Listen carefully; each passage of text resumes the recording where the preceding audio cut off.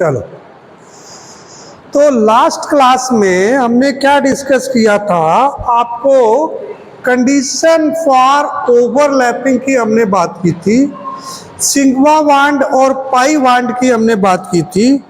And now we will discuss about the coordinate bond. This is also called dative bonds.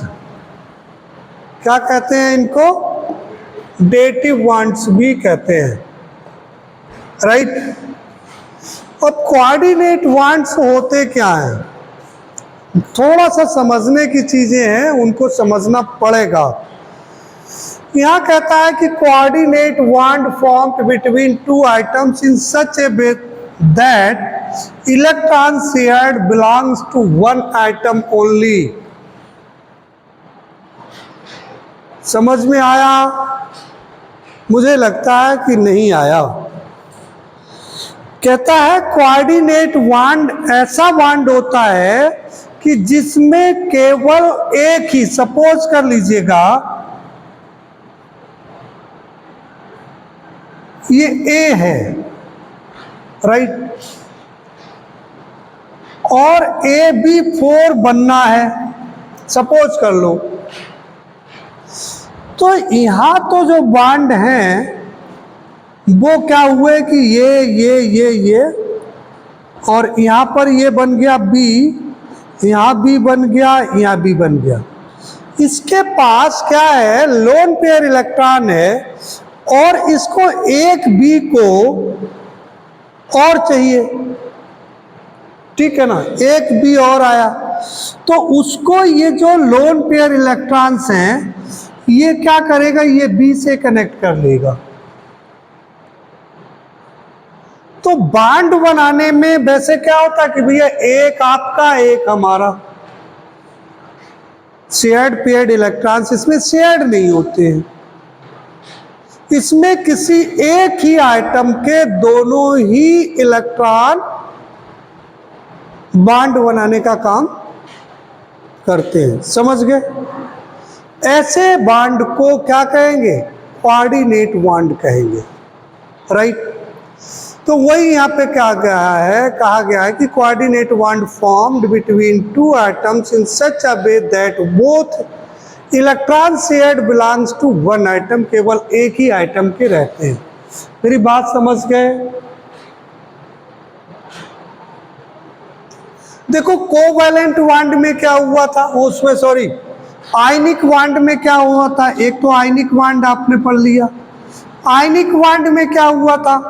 Ionic bond में यह हुआ था कि एक ने इलेक्ट्रॉन को दिया और दूसरे ने इलेक्ट्रॉन को ले लिया था, यही तो हुआ था।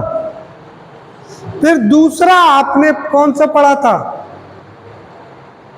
अभी? इससे पहले कौन सा बॉन्ड पढ़ा? Covalent bond. कोवैलेंट बॉन्ड में क्या आपने पढ़ा था? कोवैलेंट बॉन्ड में आपने पढ़ा था कि सर एक इलेक्ट्रॉन जो है, दो एटम्स होंगे, वो आपस में जो इलेक्ट्रॉन होंगे उनकी शेयरिंग कर लेंगे। जितने जितने कम इलेक्ट्रॉन है वो शेयरिंग कर लेंगे। तीसरा टाइप का जो बॉन्ड है वो है आपका कोऑर्डिनेट बॉन्ड। कोऑर्डिनेट बॉन्ड में क्या होता है कि इसमें शेयरिंग नहीं, इसमें एक ही एलिमेंट एक ही आइटम दूसरे आइटम को अपने दोनों ही इलेक्ट्रॉन दे करके बॉन्ड फॉर्म करेगा, राइट? Yes no? आप समझ गए होंगे मेरी बात को, समझ गए ना?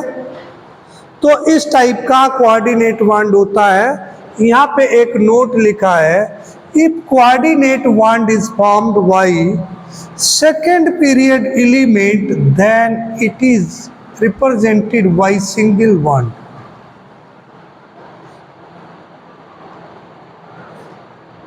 अगर कोऑर्डिनेट बॉन्ड कैसे बनता है? सेकेंड पीरियड के एलिमेंट से बनता है। सेकेंड पीरियड जान रहे हो? बोलो कौन कौन से हो गए?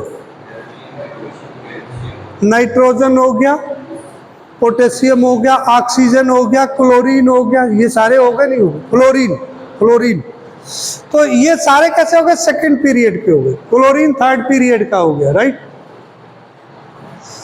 तो ये क्या हो गए? तो ये अगर सेकंड पीरियड का है तो उनके जो बॉन्ड होंगे वो किससे दिखाए जाएंगे? यहां पे देखो है, यहां सल्फर है, समझ रहे हो? सल्फर है, सल्फर में क्या हुआ, इसने जो बॉन्ड बनाया इसके साथ में वो अपने इलेक्ट्रॉन दे दिए। इसको थोड़ा सा ऐसे समझने की जरूरत है, ये चीज यहां पर मत मानो, गलत मान लो इसको। यहां पर जो इलेक्ट्रॉन था, एक इलेक्ट्रॉन ये था, एक ये था, एक ये था, एक ये था, एक ये था, एक ये था। बताओ भाई सल्फर में कितने इलेक्ट्रॉन होंगे? 6 ही तो होते।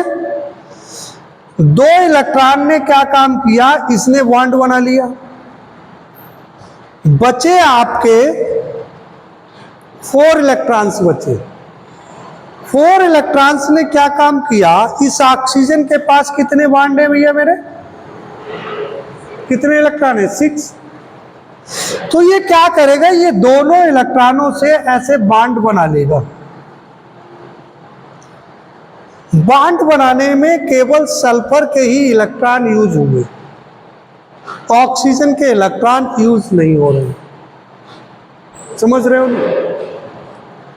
यहां भी तो ऐसे ही, यहां ये बॉन्ड बना लिया इसने। बोलो, अरे क्या समझ आई बात? आप कहोगे सर थोड़ा अलग से आप समझा दीजिए। सल्फर ये है, राइट, इसके पास इलेक्ट्रॉन कितने हैं? इतने ही तो है, 6 इलेक्ट्रॉन ही तो है। बैलेंस इलेक्ट्रॉन कितने? 6। एक ऑक्सीजन यहाँ था, इसके पास कितने? 6 इसके पास भी है। आप कहोगे सर इन्होंने दोनों ने बॉन्ड बना लिया। हमारे पास है क्या? O3, एक ऑक्सीजन और है, एक ऑक्सीजन और है, इसके पास भी 6 इलेक्ट्रॉन हो गए।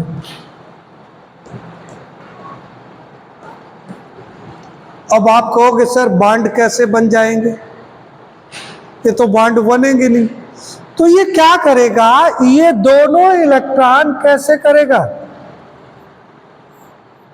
जो बॉन्ड बनाएगा तो सल्फर ही दोनों इलेक्ट्रॉन दे देगा इस ऑक्सीजन। सेम टाइप से बॉन्ड बनाने में यहां भी कौन? सल्फर ही अपने दोनों इलेक्ट्रॉन दे देगा, राइट। समझ गए होंगे क्या डिफिनेशन है? बॉन्डिंग इलेक्ट्रॉन्स अगर किसी एक ही एटम के हो, बॉन्डिंग इलेक्ट्रॉन्स किसी एक ही एटम के हो तो क्या कहलाएगा? इस टाइप का बॉन्ड क्या कहलाएगा? Coordinate bond. अब आप कहोगे सर आपने कहा वो जो डायग्राम बना था वो थोड़ी देर के लिए गलत मान लो। अब उस डायग्राम में कमी क्या थी वो मैं बता दूं।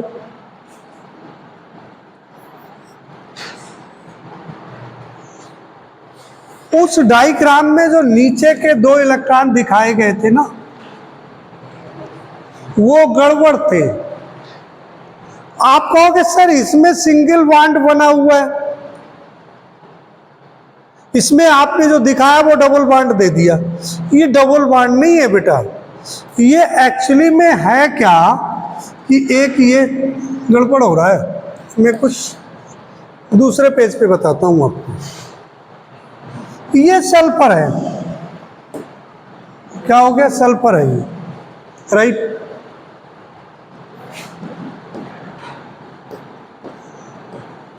ये इलेक्ट्रॉन हो गए। यहां ऑक्सीजन है, इसने ये इलेक्ट्रॉन बॉन्ड बनाया, तो बॉन्ड बनाने में एक इलेक्ट्रॉन यहां, एक यहां, बॉन्ड तो सिंगल ही बना। बॉन्ड तो सिंगल ही बना, लेकिन बॉन्ड बनाने के लिए जो दोनों इलेक्ट्रॉन यूज हुए वो दोनों किसके हुए? सल्फर के हुए। इसलिए मैंने दूसरा भी ऐसे करके दिखा दिया था उसमें, ठीक है। लेकिन बेसिकली जो बॉन्ड रहेगा वो सिंगल बॉन्ड ही रहेगा। और यहाँ पर ऐसे हो गया ऑक्सीजन।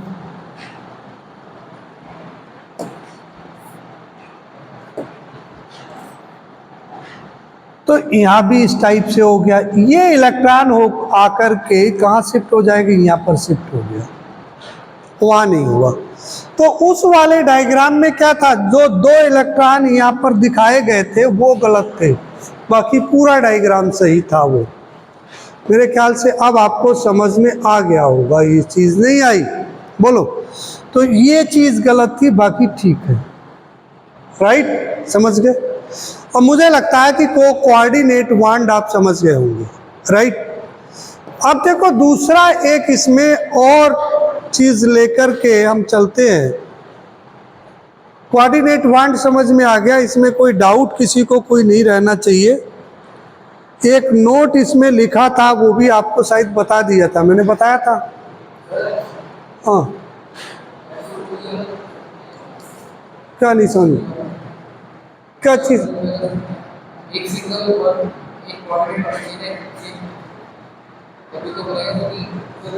कोऑर्डिनेट बॉन्ड वो बॉन्ड होगा, कौन सा बॉन्ड होगा कि जिसमें इलेक्ट्रॉन दोनों के होने चाहिए, चाहे वो ले चाहे वो दे। आयनिक बॉन्ड हो गया। अगर दोनों इक्वल इक्वल करके शेयर कर रहे हैं तो वो कैसा बॉन्ड हो गया? कोवैलेंट बॉन्ड हो गया। लेकिन कोऑर्डिनेट बॉन्ड में एक ही आदमी दोनों इलेक्ट्रॉन दे देता है अपने बॉन्ड बनाने के लिए, उसको कोऑर्डिनेट बॉन्ड कहते हैं। वही इसी में है कि जो सल्फर के पास दो दो इलेक्ट्रॉन बचे, उसने वो ऑक्सीजन को दोनों दे दिए, अपने ऑक्सीजन के साथ में बॉन्ड बनाने के लिए यूज कर लिए। इस ऑक्सीजन का और इस ऑक्सीजन का इलेक्ट्रॉन जो है, कोई भी इलेक्ट्रॉन बॉन्ड बनाने में इंक्लूडेड नहीं है। समझ गए ना? अभी नहीं समझे? और भाई किसको क्या कहाँ पे दिक्कत है?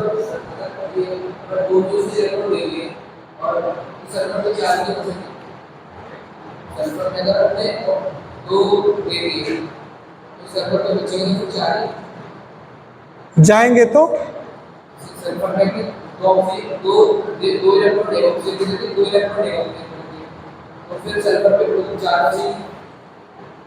सल्फर के पास कहाँ बचेंगे? चार।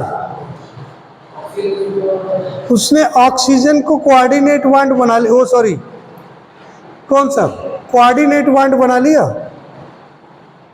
बचे कहाँ इलेक्ट्रॉन? इसने तो बॉन्ड बना लिए, बचे ही कहाँ? 6 होते ना इसके पास, सल्फर के पास बैलेंस इलेक्ट्रॉन 6 होते हैं, तो बचे कहाँ? अब नहीं बचेंगे भाई।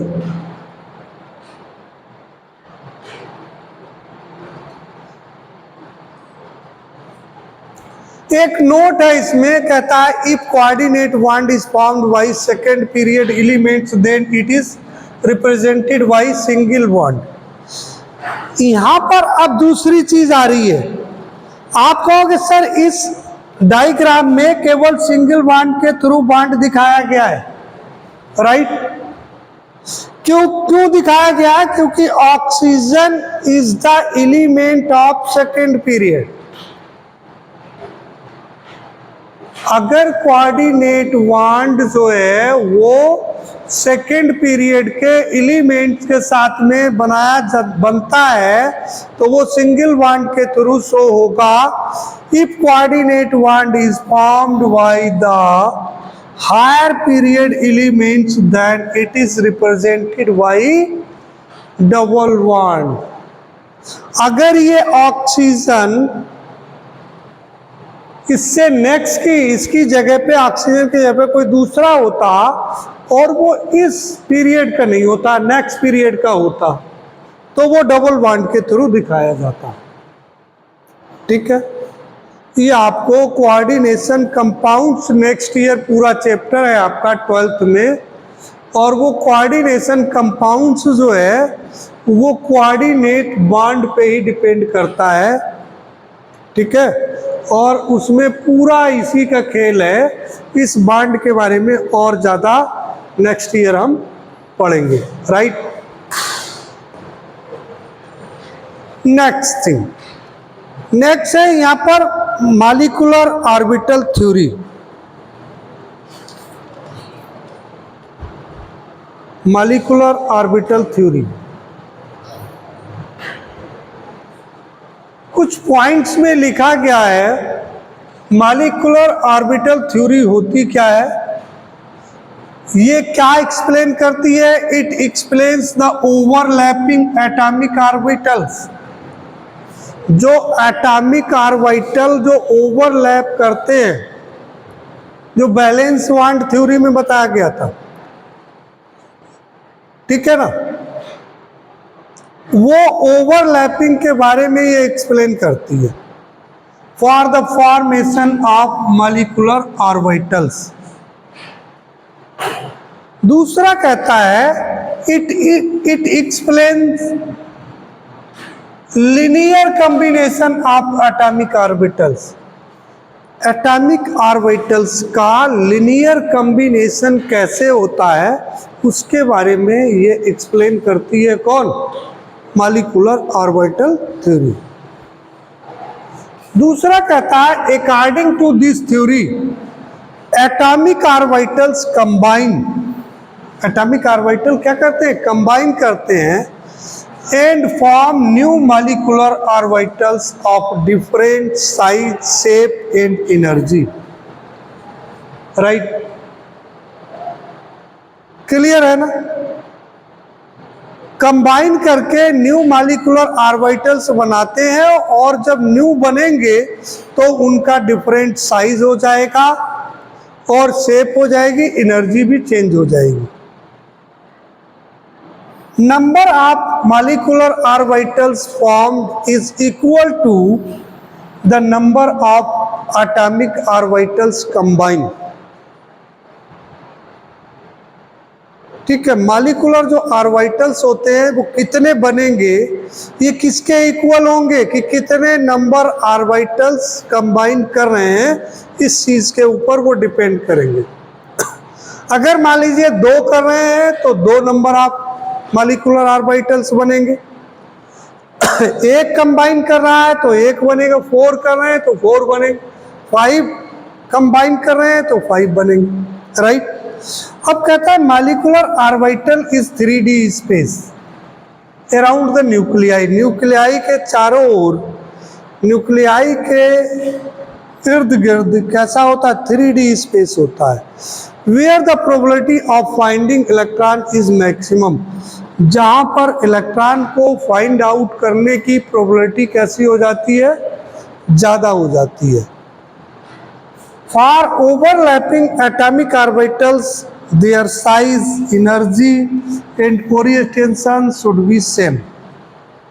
क्या कहता है? ओवरलैपिंग के लिए एटॉमिक ऑर्बिटल्स का उनका साइज, एनर्जी और ओरिएंटेशन कैसा होना चाहिए? सेम होना चाहिए। अगर डिफरेंट है तो वो ओवरलैप नहीं करेंगे, राइट। ठीक है, अब यहाँ पर है टाइप्स ऑफ मॉलिक्यूलर ऑर्बिटल्स। कितने टाइप्स होते हैं भाई? 2 टाइप से होते हैं। एक तो बॉन्डिंग ऑर्बिटल्स, एक non bonding orbitals. Bonding orbitals जो ओवरलैपिंग करते हैं, which are participate in the bonding में, जो बॉन्ड बनाने में यूज होते हैं, उनको क्या कहेंगे? Bonding molecular orbitals. और जो बॉन्ड में यूज नहीं होते हैं उनको बोलते हैं एंटी बॉन्डिंग ऑर्बिटल्स।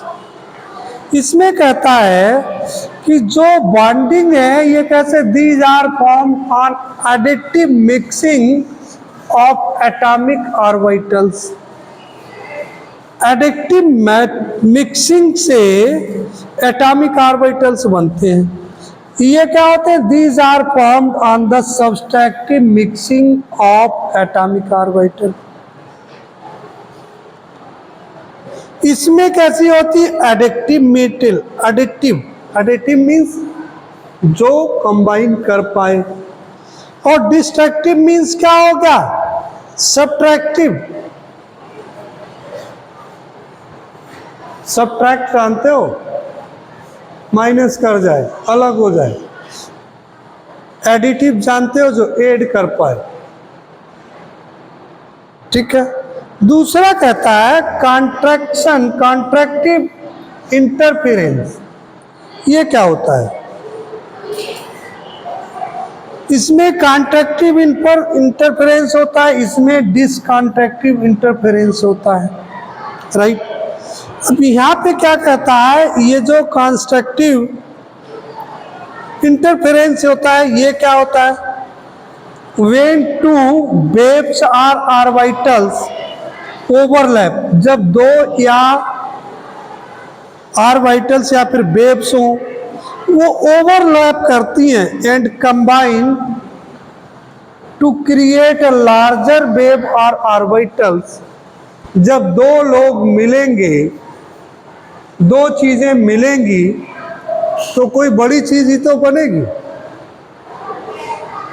तो ये क्या कहेंगे? कंस्ट्रक्टिव कहेंगे। Constructive interference. समझ गए होंगे? क्लियर? तो rest will be in the next class, right?